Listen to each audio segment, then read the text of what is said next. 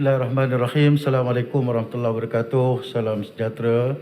Terima kasih Datuk Yang Dipertua. Pertama, saya juga ingin ucapkan terima kasih kepada Datuk Ketua di atas mengambil bahagian dalam perbahasan menjunjung kasih titah Kebawah Duli Yang Maha Mulia Seri Paduka Baginda yang di-Pertuan Agong sempena istiadat pembukaan penggal keempat Parlimen ke-14. Di kesempatan ini juga saya ingin merapat sembah dan menjunjung kasih Kebawah Duli Yang Maha Mulia Seri Paduka Baginda di-Pertuan Agong di atas keprihatinan baginda terhadap nasib rakyat di negara Malaysia sepanjang wabak COVID-19 melanda negara. Datuk Yang Dipertua, terlebih dahulu izinkan saya juga merakamkan penghargaan terima kasih kepada para pejuang Barisan Hadapan yang telah bertungkus lumus bekerjasama menghadapi pandemik wabak COVID-19 semenjak pertama kali ianya melanda negara. Saya juga ingin menyatakan penghargaan kepada kerajaan di atas usaha yang berterusan yang telah dijalankan bagi memastikan rakyat dilindungi daripada wabak COVID-19 ini. Datuk Yang Dipertua, alhamdulillah pengenalan keluarga Malaysia amat tepat dan sangat wajar diterjemahkan.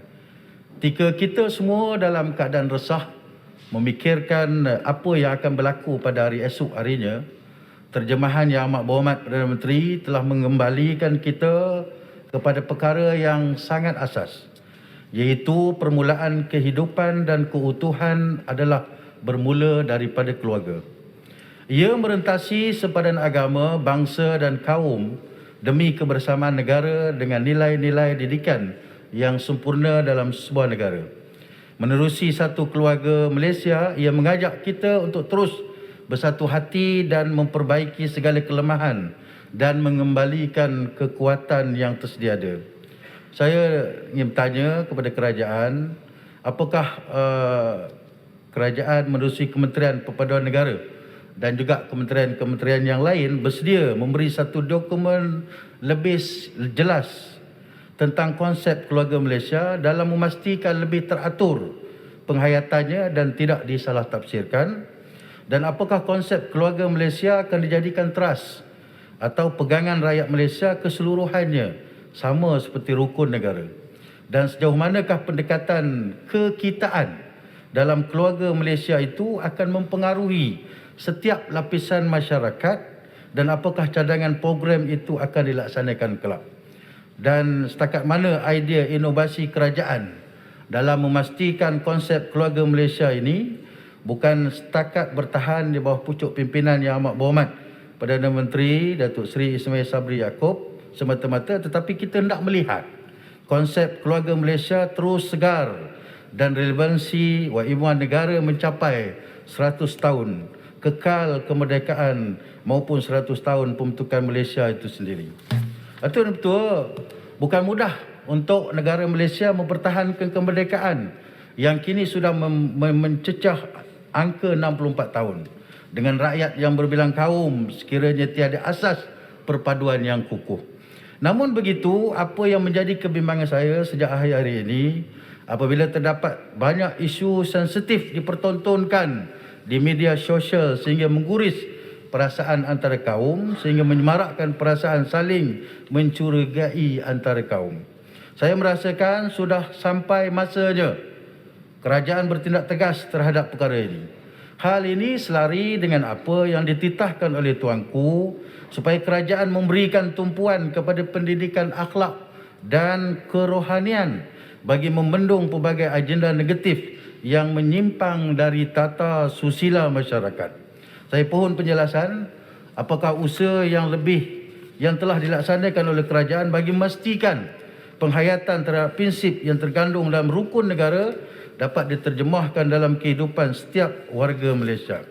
Datuk Yang Dipertua, saya juga ingin ucapkan terima kasih kepada kerajaan di atas pengumuman bantuan geran khas Prihatin 4.0 di bawah pakej perlindungan rakyat dan pemulihan ekonomi pemulih berjumlah 500 juta yang akan memberi manfaat kepada 1 juta PKS Mikro.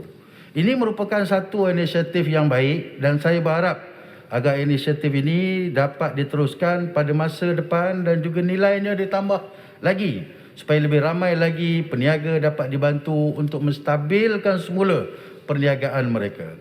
Saya ingin bertanya kepada pihak kementerian, adakah terdapat sebarang sesi libat urus antara kerajaan dengan pertubuhan kerajaan NGO, perniagaan bagi membincangkan secara terperinci mekanisme dan langkah pemulihan terbaik bagi membantu usahawan PKS yang terjejas?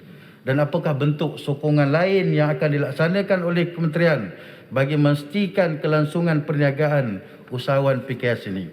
Itu yang Ketua, saya percaya rakyat juga menaruh harapan supaya Majlis Pemulihan Negara ini dapat melaksanakan pelan pemulihan negara secara berpasar bagi membantu rakyat dalam menangani pandemik COVID-19 di negara kita.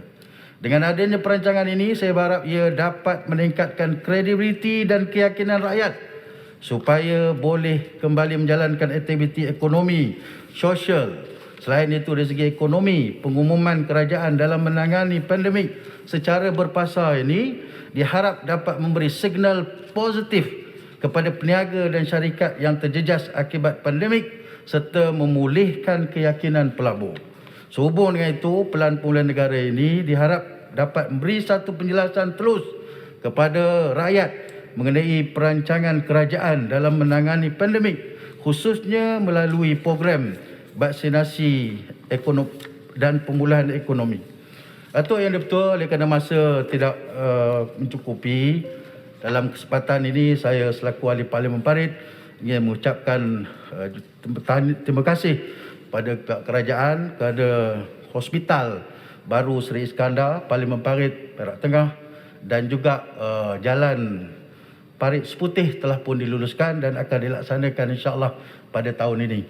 Namun sebagai wakil rakyat, sudah pasti saya juga ingin menyuarakan permohonan kepada kerajaan, iaitu mengenai status kawasan padi di bawah seliaan kawasan pembangunan pertanian bersepadu AIDA yang masih lagi belum ada statusnya. Saya mohon pertimbangkan dan permohonan ini agar diletakkan di bawah seliaan AIDA seberang Perak ataupun Perak Tengah. Yang kedua, saya juga ingin bangkitkan mengenai kompleks sukan di Parlimen Parit Perak Tengah, di mana tapak telah pun sedia ada, dan insya-Allah dengan adanya kompleks sukan ini akan memberikan kata orang kemudahan khususnya kepada generasi muda kita untuk memanfaatkan kompleks sukan khususnya di Parlimen Parit. Yang ketiga, saya juga mohon sekali lagi untuk pihak kerajaan khususnya Kementerian Pendidikan dapat meluluskan